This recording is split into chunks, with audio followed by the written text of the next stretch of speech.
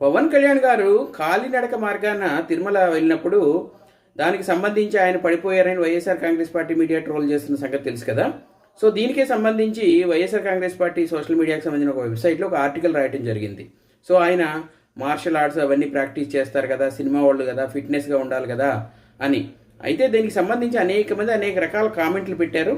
అందులో కొన్ని కామెంట్స్ ఏంటంటే ఆయన దీక్షలో ఉన్నారు, సో ఒక పూట భోజనము, సో ఆ డెఫినెట్గా ఏంటంటే ఆ నీరసం, ఆ అలసట ఇవన్నీ కంపల్సరీ ఉంటాయి కాబట్టి ఆ ఇబ్బంది అయ్యి ఉండొచ్చు అని కొంతమంది సో పవన్ కళ్యాణ్ గారిని సమర్థిస్తా పెడితే, మరి కొంతమంది పవన్ కళ్యాణ్ గారికి వ్యతిరేకంగా కామెంట్స్ పెట్టడం జరిగింది. అయితే ఇందులో పవన్ కళ్యాణ్ గారిని సమర్థిస్తా పెట్టిన ఒక కామెంట్ ఏంటంటే కొంచెం విచిత్రమైంది.